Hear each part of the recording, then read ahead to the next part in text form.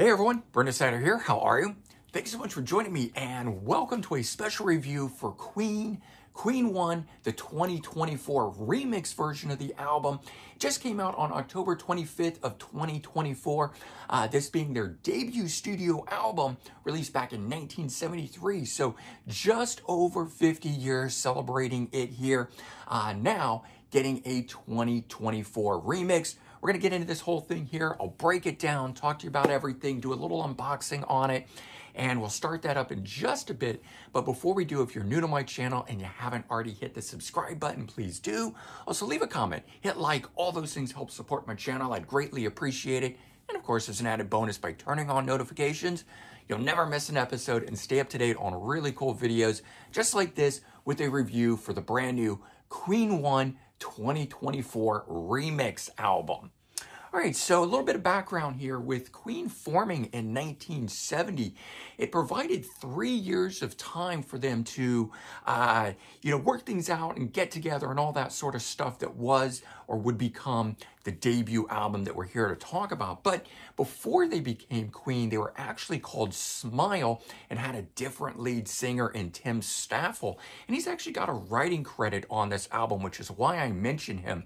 The song Doing All Right, which is actually one of my favorite songs on here.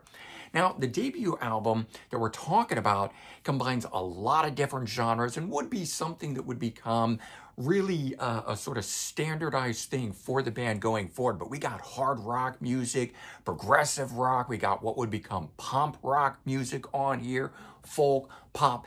Really, a little bit of everything appears on this album. And all that sort of stuff creating a really unique blend that was Queen, something that really, in my opinion, they're one of the only bands that was ever able to doing it, helping to create one of the greatest career launching albums of all time for any band out there. The original album itself was supposed to be 11 tracks. Going back and talking about when we're looking at, this version, essentially the same album cover here, but the original one itself was supposed to be 11 tracks and have a song on it called Mad to Swine that, due to a disagreement with their producer at the time, ended up getting left off. So 10 tracks only for the album itself. When the band was in the studio, like all young bands recording professionally for the first time, they were just so excited to be there that they didn't really want to rock the boat. And so when they went in and there was a house drum kit there, not able to use Roger Taylor, the drummer, his own kit, they didn't really want to rock the boat and complain. And so they kind of just made the best of a bad situation. But ultimately, Roger Taylor just not feeling, himself and secure on that drum kit, they felt that it created a sort of inferior drum sound for the album. That was, common knowledge going forward. The band talked about that many times over the years. In all, just a very common thing that would happen to a lot of bands on their first albums, starting out, things like that. And really until a band gets more success, more notoriety, and can make demands that people adhere to, that's just kind of the nature of things. And so this debut album having some of that stuff there. And even though the album itself would ultimately go gold, selling 500,000 copies in the US alone, and providing a major single and Keep Yourself Alive, and even a minor single and the song Liar, which I also really like. And then, of course, that album favorite that I'm talking about with Doing All Right. The band ultimately wanted to repair this album and make it sound like they always envisioned it sounding. And I think that's a really cool thing that all these years later, we are finally getting that. So that's what we're here to talk about now, is the remix version of the debut studio album, now called Queen 1, because originally on just simply called Queen. So they have retitled it as Queen 1, really because the second album itself, called Queen 2, has that title to it. And I think it's kind of cool to delineate it a little bit as Queen out there still exists, and this is Queen 1. So you have the remix versus the original. And again, as long as bands keep that original album in print, more power to them if they want to do these remixes on things. So The first thing up on here that I noticed that is a major thing here, and I love it when bands do it, especially in a way to set it apart from the original, is they restore the track listing on this. So they add back in here the song Mad the Swine that was supposed to have been on the album, so expanding the album from the original 10 track to the 11 track the way it was originally meant to be. And they put it in where it was supposed to go all along, which was between the third and fourth song. So Mad the Swine becomes the fourth song on here as opposed to My Fairy King, the way that it you could say currently is or has always been for the last 50 years. But that song being added back in. Now, the song itself, most people, if you're a diehard Queen fan, you've been hearing it because like this version of the album that I'm showing you, which came with a bonus disc of stuff, has that song on it. So it has been released as part of reissues and things like that. At the time, it was a B-side.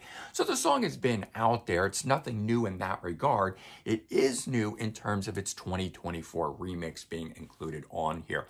But just getting it back in the sequence of the album, and in my opinion, I think it perfectly makes the album and enhances the album. It just falls in exactly the right spot on it. I thought it could break the flow. It could make the album feel like it's a whole different thing, meaning, you were expecting one thing, now it's something else, and the whole feeling of the album is shot. For me, not the case. It actually made perfect sense where it was.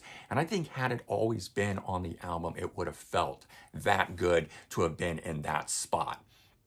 So the other thing on here that is major about this album that they did differently in here, first thing you do is change the flow of the album, the track listing of the album, and add in a song that was never there. But major change to the drum sound on here. As I mentioned, when they were in the studio, they only had a house drum kit and they didn't feel like they could say, this is an inferior drum kit. Please let us set up Roger Taylor's drums. He's going to feel much more confident, be more powerful, and give us the drum sound that we know that is part of the sound of Queen.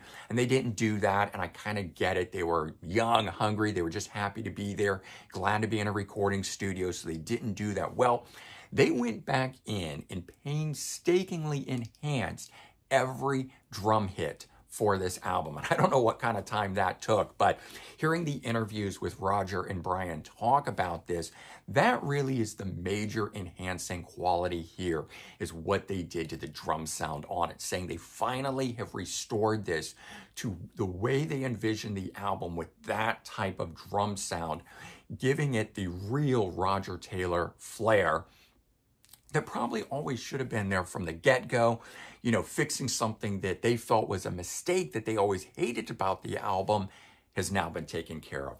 And again, when a band has that kind of feeling about it and always dislikes something about the album, I really feel that it is okay that they go back in and do these sort of remixes on things. It's not a record label choosing to do it. It's not just a, hey, let's see what would happen if we remix the album, give it to someone else. It was the band had specific issues with the album and they went back in and corrected those things for it. To me, that makes it worthwhile, because had the band been in charge of everything back in the day, more than likely this is the exact version of what we would have heard from them. So now there's some other rumors floating around out there about things that they did to this album, and I don't know how true they are or not. As we all know, you can't take everything you read on the internet as truth or as fact. And there are people out there that are claiming that Freddie Mercury's vocals have been pitch corrected. And maybe they have, maybe they haven't. I don't know. I like to think that perhaps if that is the case, that maybe during the transfer of it, it wasn't done at the right speed.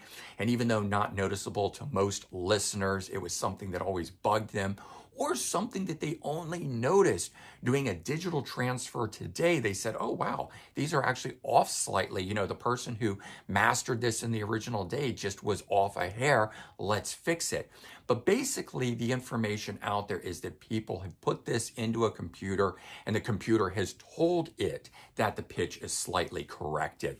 I can't hear any difference to it. And I think that I have pretty darn good hearing in terms of discrepancies and things like that standing out. So at least for me, it's not anything that is noticeable in that regard. But if they did pitch correct and they did it because, God forbid, Freddie was actually off, which I don't think is the case. Freddie is just so good at what he does and such a genius at the vocal aspect. I'm quite sure that they didn't go in and fix it because he was wrong. I think it has to do with a tape transfer or mixing error or something along those lines. But again, it's just all internet speculation at this point. And until I hear something definitive from Roger or Brian in an interview, I don't know that that was the case. I just wanted to point it out on here. I tend to think that that is not the case at all and just something that is an internet rumor out there. And you guys can fight me on it. I don't care. I'm going with, what I know, not what is speculation. Okay, so the overall sound of this, though, I think is far superior to the original sound.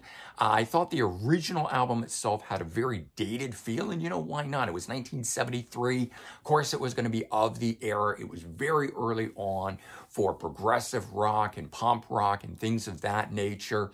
So, those sort of things had not really come to their heyday. And with a band that was just starting out, who didn't have a lot of say in the studio, they sort of got relegated to this is what it is and that's what it's going to be. And no one was going to spend a lot of money up front on a debut recording the way that they might today for some artists that they see a vision in, and they're going to sink a lot of money up front to make that album be the biggest thing possible. But all in all, not that the first recording, the debut of the album itself, was not a great album. It was just of the era, in my opinion. I didn't grow up with them. I'm a younger guy. I grew up with the later day era Queen. In fact, my first album from the band was Innuendo. So I grew up in the 80s. So that is also going to color the things that I am saying here. I'm sure those of you that grew up with the album originally may have a different opinion on it. But whenever I listen back to those first few Queen albums, like the debut and Queen 2, I always felt that they sounded a bit dated. And it wasn't until we got into album 3, 4, 5, etc., where I really heard that classic sounding Queen that I know and love that they did throughout the remainder of their career, at least until Freddie passed away. So the real thing for me here is just that this sound recording, the remix of it now jumps out of the speakers at me. It makes a much bigger impression overall. The original album itself just didn't do that for me at the time, but upon hearing this recording, it makes me wonder why I never had this as one of my favorite Queen albums. And I really can't say what that is, except that it comes down to the mix, because the songs didn't change. Yes, they added in the one track, Mad the Swine, which I don't think is a make or break song for the album. It's a great one to have, but that isn't the thing that did it. So I do tend to think that the remix was the holdback, or the original sound was the holdback, and it's the remix on this that has really pushed it over the top for me. So while I have heard some rumblings out there, again, internet chatter that we have to all take with a grain of salt, that some fans have issues with the remix on here. I, for one, am absolutely loving it, and I don't even care if they pitch corrected Freddie's vocals on it. That doesn't change how I feel about it anyway. Not that I'm saying that that occurred, but that's the reason that everyone is having the issue over it again. Until Brian May and Roger Taylor come out and say something, why get all, upset over something that we simply don't have the facts on? All in all, though, I think there's just so much more power in it. This new recording here, I think, has become, in my opinion, a definitive recording, because it's really allowed all of the true colors of this thing to show through in full glory. And I think, it is the way that it was originally meant to be heard. And that makes me just that much more enjoying this thing. So let's take a quick peek at this thing here. First of all, there we go with it. Look at that gold foil logo on there now. If we go back to the original CD one that had it in the purple, Very cool, but I do like that little distinctive change that's on it. And just all in all, the art itself enhanced as well. And I just wanted to show you guys the hype sticker there that's on it. Let you guys know that that had come with it. And there we go with the spine and the backside. And yes, you've probably already noticed that this is a digipack, which I much prefer the jewel case editions and wish we were getting that, but so be it. So we open this thing up and there's the inside, which essentially is what we get on the jewel case, the original version of this here. So done that manner, pop out the disc itself and you get that, and then the booklet in here. So we'll pull that out and I'll go through it, make that a little bit different, which is nice, separating it from the album cover. We get Freddie Mercury just talking about, what, his anticipations are for things. The first band photo, they talk about that. What bums me out is no breakdown, no explanation about the things that they did for this album. And that's why I'm saying, until I hear it in interviews from Brian and Roger, I'm not going anywhere with it based on what somebody out there thinks that they have found doing their own analysis with their own ears, etc.